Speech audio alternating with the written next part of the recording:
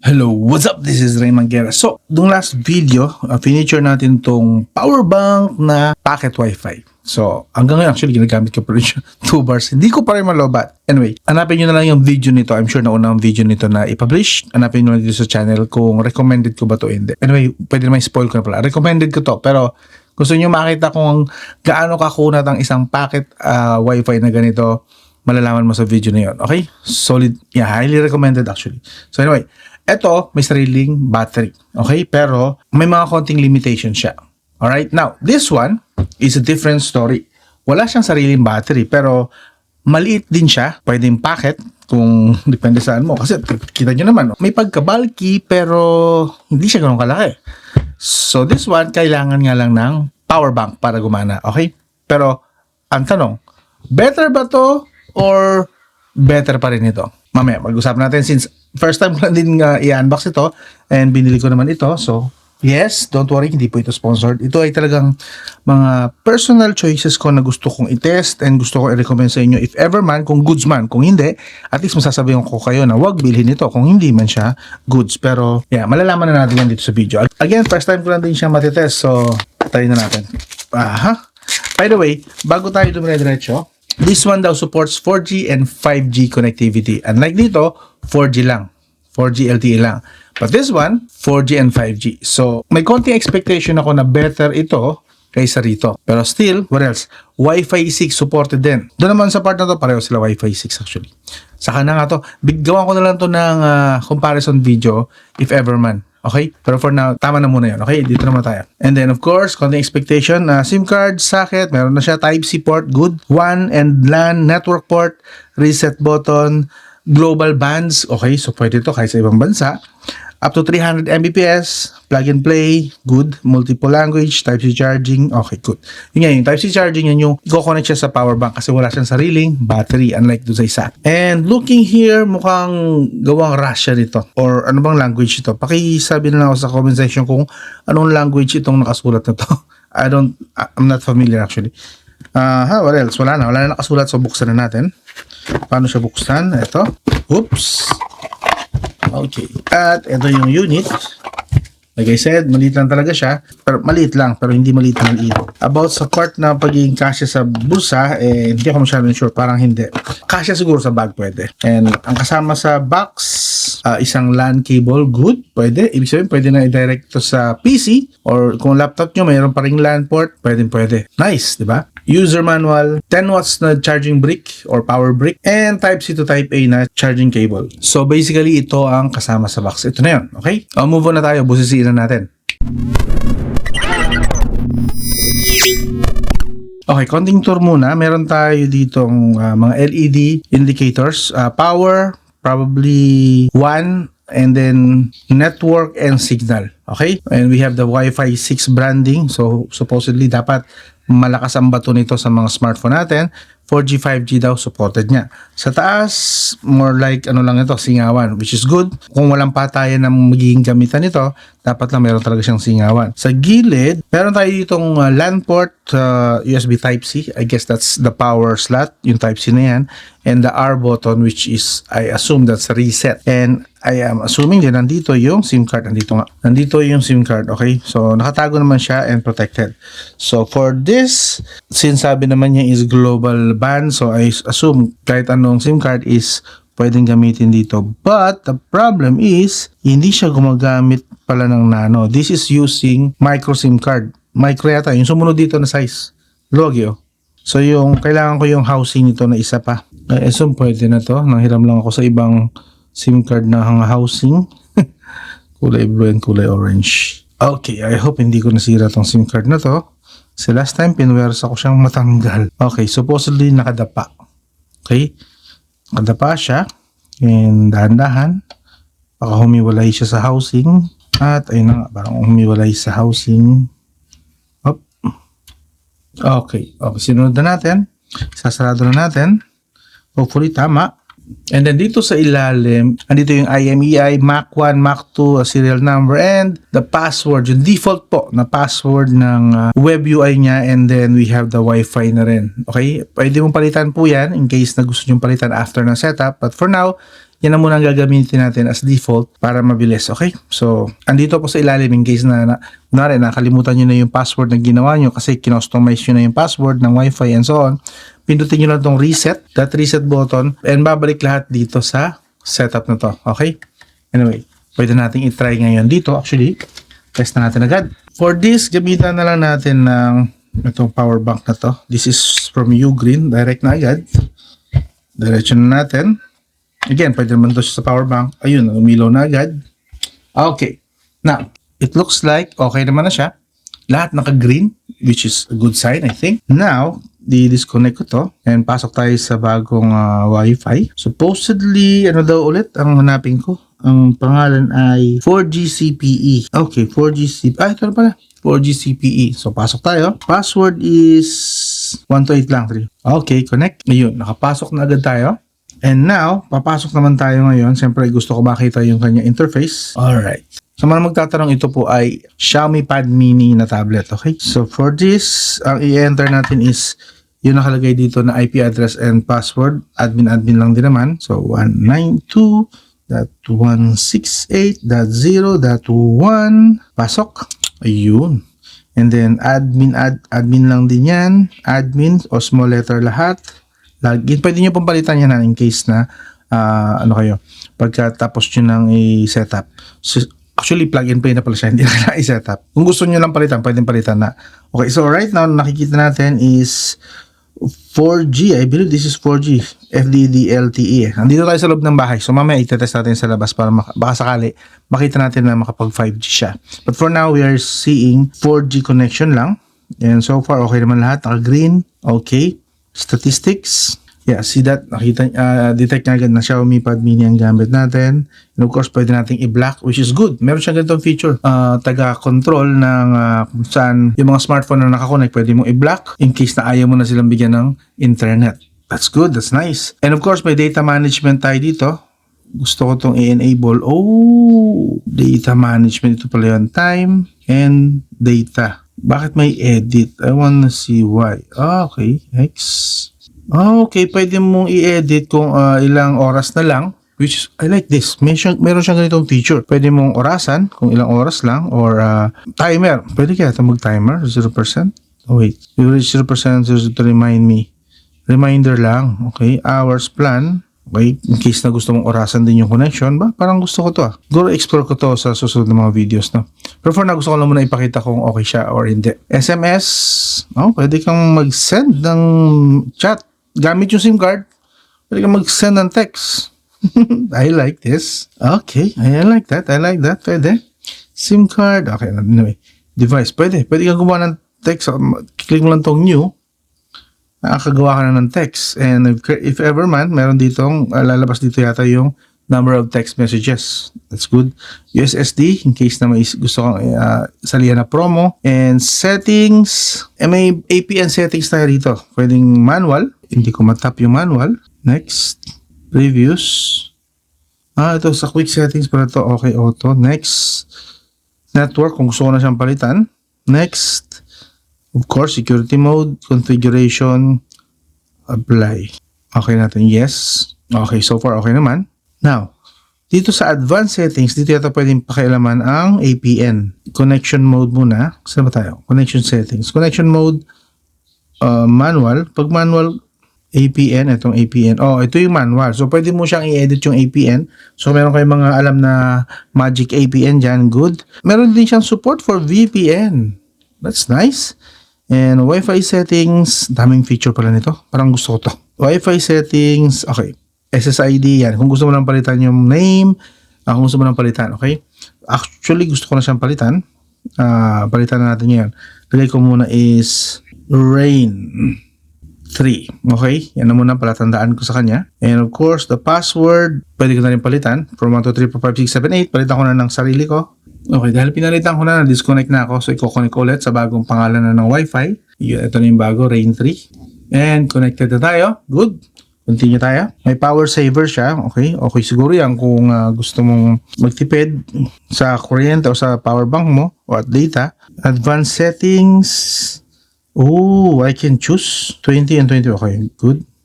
Country, region. Okay, pwedeng palitan yung country and region din. So for now, ito muna siguro. May Philippines din. Pero wait, bago ko ilipat sa Philippines, actually gusto ko muna malaman, connect naman tayo. Gusto ko malaman yung speed test. Refresh natin to. 100 kilobytes lang, mahina dito. Okay. Again, as is muna. Ayoko nang pakialaman yung region niya. And now, let's try. Actually, hindi pa siya tapos. So, medyo mabagal siya rito. 300 kilobytes. Okay na. Continue. Speed test. Unang speed test. Let's see. Okay, halos kapareho siya nung... No, this is actually slightly better than yung isang packet Wi-Fi. Slight. Not that big of difference. Okay, I wonder kung pwede kong palitan. What if palitan ko ng country region to Philippines? Will it make any difference? Apply. Yes. Okay, now let's do some speed test. Ngayon napalitan natin sa Philippines. Test again. Halos same lang. Wala masyadong pinagkaiba. Okay, at least nilagay ko naman sa region natin.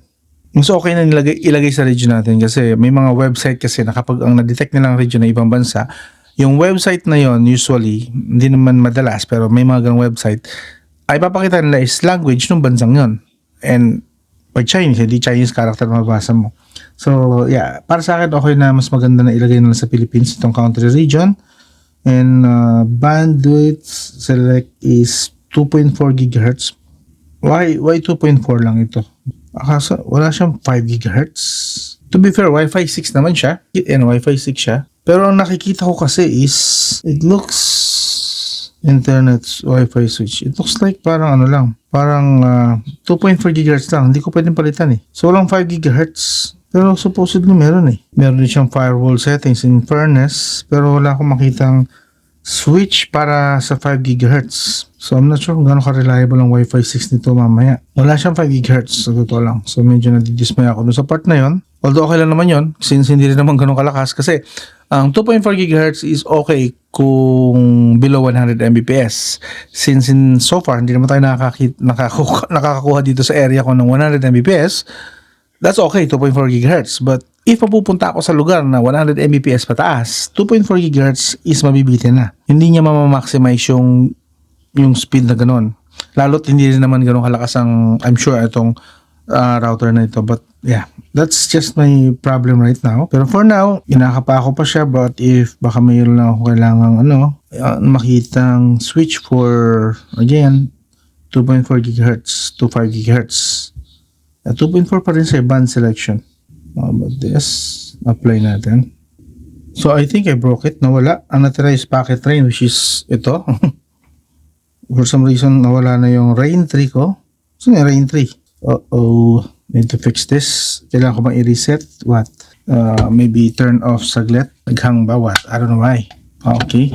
Balik tayo sa normal. Let's see kung okay na. If not, i-reset ko talaga siya ulit. Wala eh. So far, okay. Nag-green na yung Wi-Fi and I still don't see my Rain 3. I think I broke it nung nilipat ko siya sa channel 13. Anyway, lipat ko, babalik ko na lang ulit siguro. Wait, yung Poco ko na-detect siya, pero hindi na siya ma-detect ng Wi-Fi ko. So, dito ko na lang ayusin. Okay, so binalik ko na siya ulit sa auto. So, yun, napakita na siya ulit. Yan. Wala siguro tong channel 13 sa Wi-Fi niya. So, that is why hindi niya ma-detect yung channel 13 na yan. But anyway, nilagay ko na ulit sa auto. Okay na ulit. And gusto ko ulit speed test. After nito, labas na tayo. Test naman natin sa labas. Nandito tayo sa loob ng studio kaya medyo mahina ang internet dito at signal. I hope may improvement siya later. Ako, bumaba 2 Mbps. That's not a good sign. Baka dito lang yan sa loob. Let's give it a chance. Doon tayo sa labas sa may terrace. Let's go. Okay, we're here kung saan supposedly malakas na rito ang 5G. Kita ba? Wait, baka sabihin nyo nagsisinungaling ako eh. There's that 5G. Yep, 5G. And yes, pareho pong smart yan. So, supposedly connected na rin ito sa 5G. Okay? And okay naman, naka-green tayo so far. So, refresh. Yet, naka-rain 3 pa rin naman tayo. I hope mayroong improvement ng konti. Okay, test na natin. Let's go. It did not improve. Why? Why is that? Well, this does not promote confidence. Wait, baka I need to do something. Balik ko sa dating setup. yung mga binago ko ba naka-apekto ng ganun kalaki? Right now, ang nakukuha natin ay gusto kong malaman, 4G pa rin eh. I think yung 5G na part is scam. Hindi talaga to, di ba nakalagay dito 4G, 5G? I think this is not 5G at all. Sinungaling yung 5G nito. So, balik tayo doon. Ano ba yung mga need kong baguhin? Sa advanced settings, I believe, nope, sa connection settings, connection mode. Philippines, balik natin kaya dun sa kanina, original niya na setup. Ito, this one. I think that's Chinese. If kung hindi man, basta yun yung logo, tinandaan ko eh. Okay. I hope this one gives an improvement kahit paano, or shows improvement. Pwede tayo ng konti. Refresh. Okay. Speed test. Refresh. Try na natin. Speed test. Supposedly dapat na improvement ito ha. Kasi nandito na tayo sa labas. And dito sa labas, kaya dito hanggang 200, even sometimes 300 pa nga Mbps. Naka po, ang baba. That's 1 Mbps. Ano to? Sinaunang mababa eh. So wala tayong magagawa dyan. Pero let's give it i-off ko muna saglit. Let's see kung baka sakasakali magpalit siya ng signal or a band na nadidetect. So, tanggal ko muna saglit. Let's count 1 to 10. 1, 2, 3, 4, 5, 6, 7, 8, 9, 10. Let's go. Try again. Okay. May pagkakataon siya. Second chance. May pagkakataon siya na baguhin yung band niya. And of course, siyempre kailangan natin ilipat ulit sa Rain 3. Where's my Rain 3? Rain 3. Wala pa. Not a sound from... Ayun. Rain 3. There goes. And connected. Okay. Refresh again. May mas bilis na ngayon. Hopefully, meron na improvement. Baka kanina na-stuck lang siya sa band kasi na nagaling sa baba. Yung na-detect sa baba na okay, improvement, that's an improvement, pero yan yung signal niya sa baba. Nandito tayo sa taas eh, supposedly kaya nito dapat around kahit man lang sana 50 pataas. Just to give you context ng sinasabi ko, here is my phone. Okay, this is connected lang sa mobile data, eSIM pa nga, 5G. Okay, ang makukuha natin supposedly at least 50 Mbps pataas, 200 sometimes. Like this one, 200 Mbps. See that difference? 11, 250. Minsan mag-300 pa yan. But that's 5G of course. Sabi nyo, 5G yan. Siyempre, kukumpara mo. Okay, lipat natin sa 4G saglit ha. Tapos nitong, ano to? Okay, tapos na. Lipat tayo sa 4G na yun. Okay, preferred is LTE. So, yeah, 4G na lang siya ngayon. Now, test natin ulit. Refresh. Kanina, since 4G lang to be fair lang ha. 4G is 11 Mbps, pinaka-highest niya. Right now, we are connected sa 4G. See that? See that difference? That's what I'm talking about. Supposedly, dapat 50 Mbps yan kung 4G. But we only got 11. Okay, you know what? Bigyan pa natin ng chance ulit ito. Okay? And this one, ang server niya is Lucena City. Palitan din natin siguro ng server. Palitan natin ng server. Change. Pareho na. Lucena City na rin, di ba? Okay, let's go. Again, ang comparison is 50 Mbps. Ganun pa rin. Sabihin natin 10. Isagad na natin sa 10 Mbps na round off. Yan na yung pinakamalakas niya. And if we look here, tapusin muna natin to. If we look here, sabi dito kasi is 4G, 5G. And we still get 4G. Walang 5G. So, the 5G part, scam. Sabihin yung 5 GHz Wi-Fi, wala rin 5 GHz Wi-Fi. 2.4 GHz nga lang din eh. Check natin ulit. Balik tayo. Tingnan natin kung ano na nadidetect niya. See? LTE pa rin. That's LTE. 4G pa rin. So, this one, wala po siyang 5G mobile data connection. And wala din siyang 5 GHz Wi-Fi network. So, yun lang. Pero, kung naghahanap kayo ng ganitong Wi-Fi router, yeah, sure. Okay, pero I think better yung isa. Yung, wala pa man yung comparison, I'd say better yung isa. Yung una kong furniture, yung packet Wi-Fi na power bank din. Mas okay yun. At least yun, nakakatagal ng around 2 days. May sariling battery yun. This one, kailangan pa ng hiwalay na power bank. See this? Power bank yan. Nakakonect siya sa power bank to have power. Anyway, that's it. Yun yung nakuha natin. One more time. Gusto nyo pa ba na isa pang test? Go. One last chance. Anyway, kung interesado pa rin kayo, kung ito pa rin ang gusto nyo, iwan ko yung link sa video description or dito sa floating tag. Yan, nakukuha natin. 8 Mbps. Okay na siya, decent for those na Facebook lang. Pwede na siguro yan. And kung marami kayong power bank, lalong okay, di ba? Saksak nyo lang sa power bank nyo, may power na kayo na ganitong router. But that's it. That's the, nag-average siya. Kaya nandun ako sa loob, kaya nandito ako sa labas. Same lang. Naglalaro lang sa 10 Mbps yung speed test niya. Okay? Okay. May camera test, battery at display, gaming performance, sasabihin ng diretsahan. Hey, walang bias, walang arte, tapat kung magbigay ikot man ng sagot.